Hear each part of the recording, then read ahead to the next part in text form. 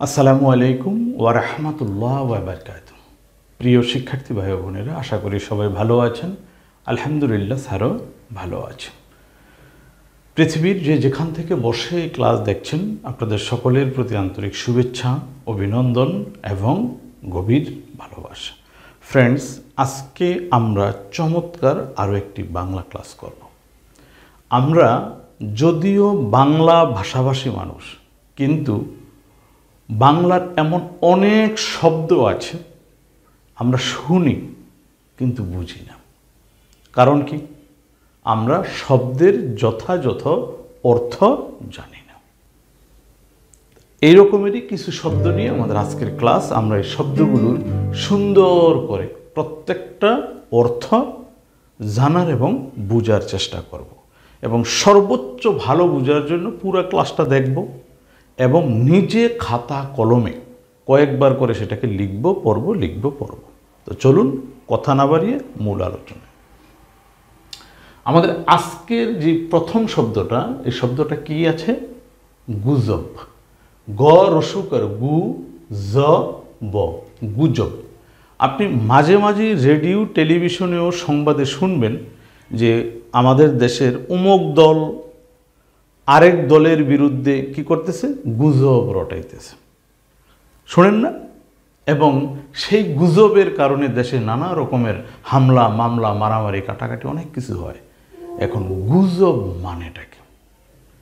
এই গুজব শব্দের অর্থ হইল মিথ্যা তথ্য, অর্থাৎ কোনো বিষয় সম্পর্কে যাহা সত্য নয়, সঠিক নয়, নিজের মন গড়া আন্দাজে কোনো খবর আমি পৌঁছাইলাম। এক জায়গায় মারামারি হইল, আসলে কোনো কেহই নিহত হয়নি, মারা যায় নাই, কিন্তু আমি লোকজনের কানে পৌঁছে দিলাম অমুক পক্ষ আমাদের দুইজনকে মেরে ফেলাইছে। একদম খামাখা মিথ্যা কথা, বানোয়াট।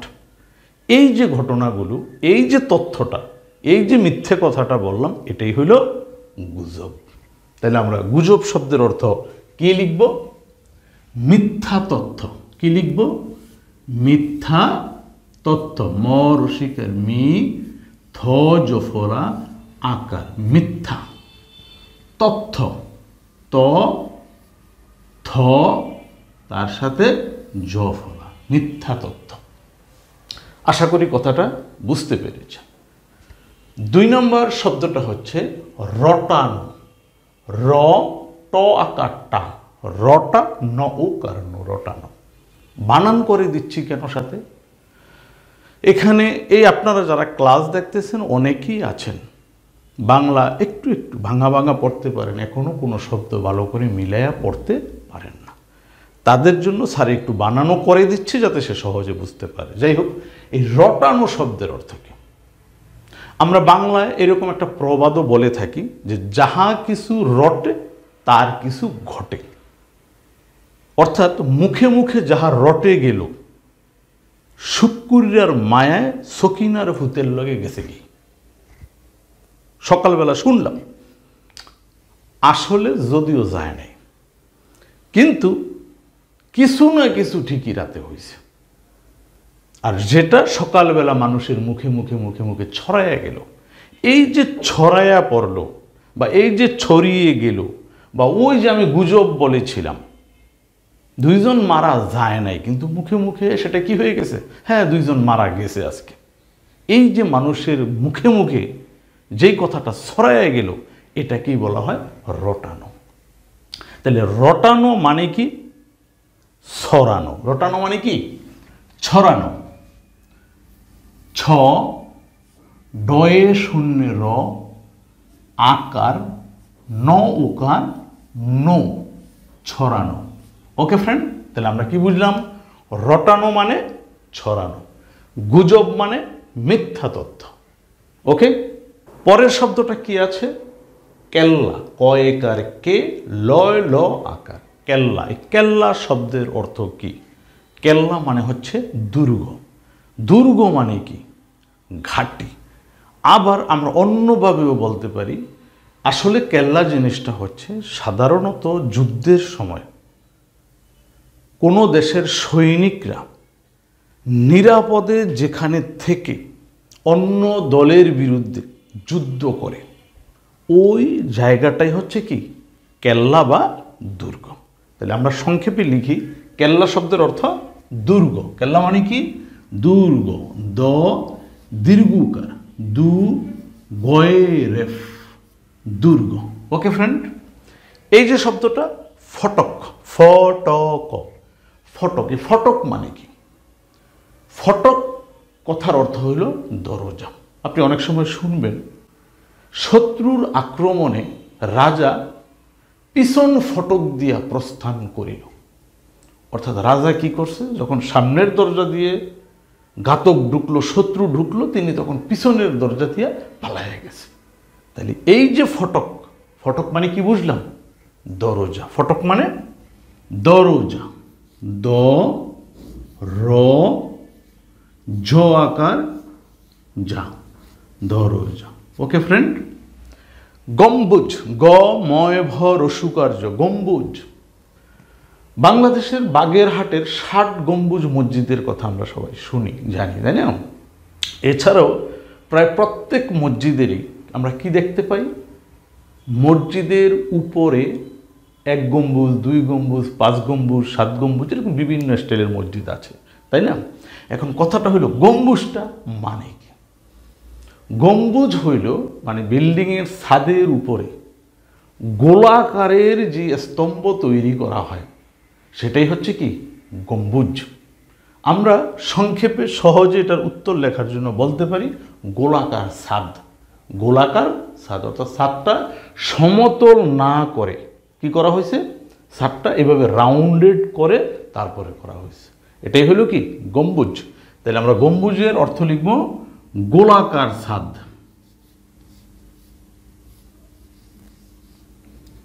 গোলাকার ছাদ, ছ আকার ছা দ। ওকে, তাহলে গম্বুজ মানে গোলাকার ছাদ। ওকে, এরপরে কি আছে শব্দটা? টিলা, ট রসিকার টি, ল আকার লা। টিলা কি? আমরা পাহাড় বললে সবাই বুঝি, পর্বত বললেও বুঝি। একই ধাঁচের আরেকটা শব্দ টিলা। টিলা কিন্তু ওই পাহাড় পর্বতের সাথেই জড়িত। তো টিলা জিনিসটা আসলে কি? টিলা হইল সাধারণত পাহাড় নয় বা পর্বত নয়, আবার সমতলও নয়, এর মাঝামাঝি লেভেলের উঁচু কোনো স্থান বা উঁচু কোনো জায়গা। মানে সমতল থেকে মোটামুটি উঁচু, কিন্তু খুব উঁচু না। যদি খুব উঁচু হইতো তাহলে আমরা সেটাকে পাহাড় বা পর্বত বলতাম, কিন্তু ওই ধাঁচেরও না। সমতল থেকে কিছুটা উঁচু, আবার একদম সমতলও না, এই রকম উঁচু স্থানকেই বলা হয় টিলা। তাহলে টিলার অর্থ আমরা কি লিখব? উঁচু স্থান। তবে কেমন উঁচু? ওই যে বললাম, ঠিক পাহাড়ের মতোও নয়, আবার একেবারে সাধারণ সমতলও নয়, ঠিক এর মাঝামাঝি। ওকে, তাহলে আমরা লিখতে পারি টিলা মানে উঁচু স্থান বা উঁচু জায়গা। রস্য উ চন্দ্রবিন্দু লাগবে উঁচু লিখতে, হ্যাঁ, উঁচু জায়গা, জ আকার অন্তস্থ, গ আকার গা, উঁচু জায়গা। ঠিক আছে, এ পাশে আমরা প্রথমে যে শব্দটা পাচ্ছি প্রাচীন, বানানটা ভালো করে বুঝেন। প রফলা আকার, প্রা, চ দীর্ঘ ইকার চি ন, প্রাচীন। প্রাচীন মানে কি? মাঝে মাঝে আপনারা শুনবেন কেহ কোনো বিষয় নিয়ে তর্ক করা শুরু করলো, মাঝখান থেকে কেহ আবার বলিবে, এই বেটা তুই এদেশের রাজনীতির প্রাচীন ইতিহাস জানোস কিছু? তো না জানি না আন্দাজে বকবক করস করে। এই যে প্রাচীন যে শব্দ ব্যবহার করলো, অথবা আমরা কোথাও গিয়ে দেখি খুব পুরনো একটা মসজিদ বা একটা দালান, কেহ বলল এটা প্রাচীন কাল থেকেই আসলে এখানে ছিল, কিভাবে হয়েছে, কারা করছে আমরা ভালোভাবে জানি না। এরকম নানা প্রসঙ্গে আপনি প্রাচীন কথাটা শুনবেন। এখন প্রাচীন মানে কি? এই প্রাচীন শব্দের অর্থ হইল পুরাতন। প্রাচীন মানে কি? পুরাতন, অনেক দিনের পুরাতন। শুধু পুরাতনই না, বলা চলে অনেক দিনের পুরাতন, যা অনেক আগে থেকে হয়ে আছে। তাহলে আমরা প্রাচীন কথার অর্থ কি লিখব? পুরাতন। আশা করি কথাটার অর্থ বুঝতে পেরেছেন। পর সুকার পু, র আকার রা, তন, পুরাতন, প্রাচীন। ওকে, এরপরে শব্দ অর্থ একটু সহজ আছে, বাদল। বাদল অর্থ কি? তো বাদল মানে আমাকে রহিমা খালার ভূতে। রহিমা খালার ভূতের নাম কি? বাদল। হ্যাঁ, তারপর করিম ভাইয়ের ভাগ্নার নাম বাদল। আরে না, সেই বাদল নয়। এখানে বাদলের অর্থটা আমাদেরকে ভালো করে জানতে হবে। এই বাদল শব্দের অর্থ হইল বৃষ্টি। বাদল মানে কি? বৃষ্টি। আমরা এমনিও বলি কিন্তু যে আজকে আবহাওয়া খুব একটা ভালো না, মনে হয় বৃষ্টি বাদল হইতে পারে। তো বৃষ্টির সাথে কিন্তু আমরা একসাথে বাদল উল্লেখ করি, বলি, তাই না? যাই হোক, তো বাদল শব্দের অর্থই হইল কি? বৃষ্টি। লিখে নিচ্ছি, কেমন? ব রিকার মানান খেয়াল করেন। ব্রি, মূর্ধন্য স সংযুক্ত ট, তার উপরে রস্বই ইকার। কি হয়েছে? বৃষ্টি। এই বানান যারা জানেন না বা শুরু থেকে বাংলা করতেছেন, প্রত্যেক ক্ষেত্রে বানানগুলো ভালো করে মনে রাখবেন। এই শব্দটা কিরণ, কর শিকার কি, র মূর্ধন্য ন। কিরণ মানে কি?